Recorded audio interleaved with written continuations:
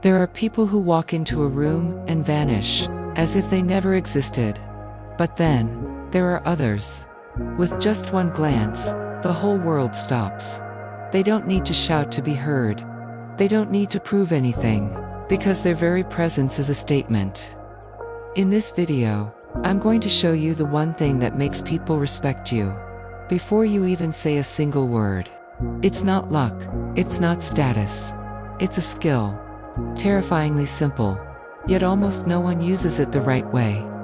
Ready? Because once you know this, you'll never be the same again. When silence becomes a dominant force. In today's noisy world, people are terrified of being forgotten. Everyone tries to speak louder, faster, and more often, believing that more words mean more presence. But here's the paradox. The most listened to people are often the quietest ones in the room. They don't need to raise their voices or compete for attention. They simply are, and the room shifts. Their silence is not absence. It's a presence so intense, it bends the energy around them. They embody quiet power. And in that power, there's a message. I don't need to prove anything. My presence already speaks volumes.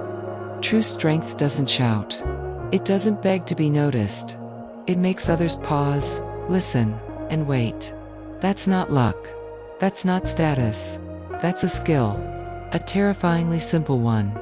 And once mastered, it gives you the ability to own any room without saying a single word. Why the weak always need to fill the silence. The insecure can't stand silence. To them, silence means rejection, judgment, being forgotten. So they keep talking nervously, endlessly, just to feel seen. They tell stories that go nowhere. They fill the space with forced laughter, shallow questions, and meaningless noise. But the more they talk, the smaller they seem. Because when you desperately try to prove your worth through words, you expose your fear that you might not have any. The strong, on the other hand, are at peace in silence. They're not afraid to disappear for a moment. They know their value doesn't vanish just because they aren't speaking. They let others feel the void. And in that void, people begin to wonder, to lean in, to chase. The strong don't fear silence, they weaponize it. They make it a test. And only those who can endure it earn the right to hear what they'll say next. The pause technique. How stillness commands the real power in communication doesn't lie in what you say. It lies in when you don't say it. The greatest speakers, leaders, and manipulators all use one deadly tool, the pause. That tiny moment of silence before a sentence. That breath you take before revealing something big. That controlled stillness in the middle of a heated conversation. Those moments create tension. They force people to focus, to lean in, to expect something profound. You haven't just captured attention, you've hijacked it. And when you finally speak, your words don't just land. They hit. Silence makes your voice magnetic. Because in a world that rushes to speak, those who wait to speak rule. Mastering the pause is mastering power. And once you have that, you no longer need volume. One sentence from you can echo louder than 1,000 from anyone else. Silence is the weapon of those who know their position. Silence can be weakness or dominance. It all depends on why you're quiet. If you're silent out of fear, you'll be overlooked. But if you're silent because you know you're in control, you become untouchable. Choosing not to respond when provoked. Strength. Refusing to over-explain yourself. Power. Staying calm while others lose their minds. Mastery. Silence creates space for others to panic, to guess, to reveal their flaws. And when they do, you simply observe. That's control without aggression. Power without noise. The strongest people don't need to explain themselves. They let others break themselves trying to understand them. If you can stand still, without reacting, and still command the room, then you're not just present, you own it. You don't have to speak. Your body speaks. First. The moment you step into a room, you're already sending a signal. Whether you realize it or not, people are scanning you, judging you, categorizing you. All within the first 3 seconds. They don't need to hear you speak. They watch how you walk, how you stand, where your eyes land. And based on that, they decide, are you someone they should pay attention to, or just another invisible presence in the crowd?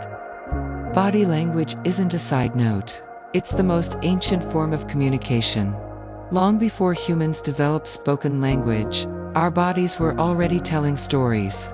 In today's fast-moving world, where people don't have time to understand who you are, your physical presence is the first, and sometimes the only language they pay attention to. Someone who walks in with hunched shoulders, eyes down, rushing like they're apologizing for taking up space, will never be seen as a leader, no matter how brilliant they are. But someone who enters slowly, shoulders back, chin up, eyes calmly scanning the space, like they're evaluating their territory. They don't have to say a word, yet the room already listens. That's not luck, that's strategy. Walk, posture, and eye contact. How to activate alpha mode. If you want to own a room from the moment you enter it, you have to stop letting your body run on autopilot. Every step, every movement, every glance must be trained to send the right message. Let's start with your walk. Powerful people never rush into a room like they're trying to escape judgment. They move slowly, with weight and presence, each step deliberate, as if they're setting the rhythm of the room itself. This isn't laziness. It's intentional stillness. The kind of slow that makes others stop and look. Next, your posture. Your shoulders should be back, but not stiff, spine aligned, chin up, but not arrogant. You don't shrink your body to fit the space, you expand into it. When you stand like you belong, others start to believe you do. But if you stand like you're asking for permission to exist, they'll treat you accordingly. Finally, your eyes. A confident gaze doesn't mean staring people down. It means observing. Without fear, without rushing, without flinching. When you look at someone, hold their gaze for a few seconds, then shift away naturally. You're not seeking validation, you're assessing, and that flips the power dynamic instantly. The halo effect. First impressions shape everything. You could be smart, kind, talented, but if your first impression screams insecurity, people will unconsciously assign you a whole list of traits. Weak, indecisive, not worth listening to. This is called the halo effect, when someone's initial impression colors how they see your entire personality, whether it's accurate or not. But here's the twist. The effect works both ways. If you walk in with presence, through your body, your movement, your gaze, people begin to project positive traits onto you. Confidence, intelligence, trustworthiness, charisma. They'll listen more carefully, believe you more quickly, and even find you more attractive. All because of the first 3 seconds. This one moment doesn't just decide how you're seen now. It can influence the entire course of your relationships from that point forward. You're not just entering a room, you're entering a power game. Every room you walk into is an invisible battlefield. No one says it out loud, but everyone is silently observing, measuring, ranking. The person who captures attention first usually commands more respect. The one who gets ignored first has to fight twice as hard to earn it back. If you don't enter with the energy of someone who leads, you'll be cast as someone who follows. But here's the good news. Status is not something you're born with. It's something you can create. Through awareness, through discipline, through taking control of every subtle signal your body sends. High-status people don't adjust to the room adjusts to them. And that transformation starts the second you walk through the door. The way you see yourself is the first signal you send to the world. You can try to appear confident.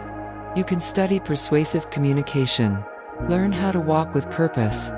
But if deep down, you still believe you're not enough, not worthy, not important, then everything you project on the outside will eventually be undone by your inner self-image. Humans are incredibly sensitive to unspoken energy. They don't need you to say a word.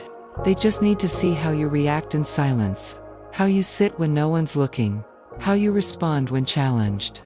If the voice in your head keeps asking, "Am I good enough?" then the answer the world receives from you will always be no. And people will treat you accordingly. with doubt, with condescension, or worse, with indifference. You can't demand respect from others while you're still asking for permission to exist. Because every time you stay silent when you should speak up, every time you fake a smile to avoid discomfort, every time you apologize simply for being there, you're telling the world, I don't matter. Self-respect isn't arrogance. It's an unshakable belief system. Self-respect doesn't mean you think you're better than others. It means you refuse to shrink just to make others feel comfortable. A person with true self-respect doesn't need to be cold.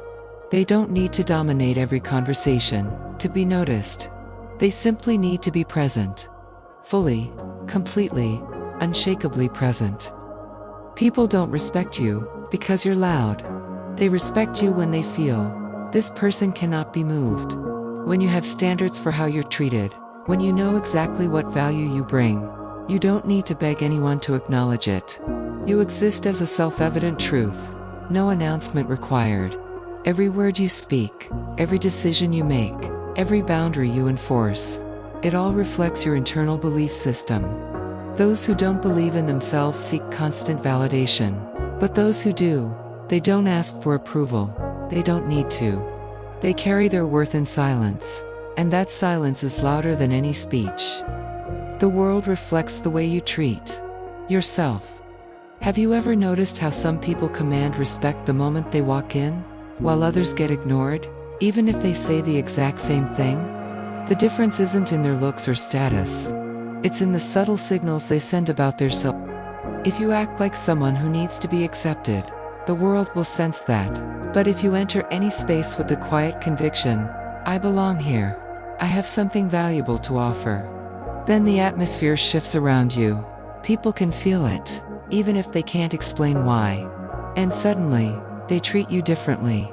They listen, they pay attention, they think twice before crossing your boundaries. Respect isn't something you ask for, it's something you trigger, by the way you treat yourself. From how you talk to yourself when you fail, to how you react when criticized, to how firm you stay in your standards even when no one's watching. These things teach people how to treat you. Want to change the way people see you? Start from the inside. You could read every book on communication, master all the body language tricks, rehearse every speech, but if inside, you're still someone who's quietly asking for permission to exist, it will show. And sooner or later, people will put you in the very box you put yourself in. If you want others to see you as someone of value, of power, of respect, you have to be the first to believe it without condition. You don't need validation. You don't need permission. Because real self-worth doesn't come from the outside. It begins with one internal decision. I don't need to prove myself. I just need to show up as who I truly am. Unapologetically, unfiltered, undiluted. When you do that, the world stops ignoring you. Because people who truly respect themselves don't let others walk all over them without consequence. And people can sense that. No words needed. Remember this, the world will treat you exactly how you allow it to. Not through your words, but through how you treat yourself, in every moment, every step, every silence. If you move like you don't deserve to be heard, don't be surprised when people turn away.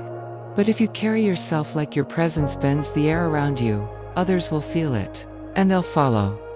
If something in this video struck a chord, if it awakened a truth you've always sensed, but never had the words for, then this isn't the end, it's the beginning.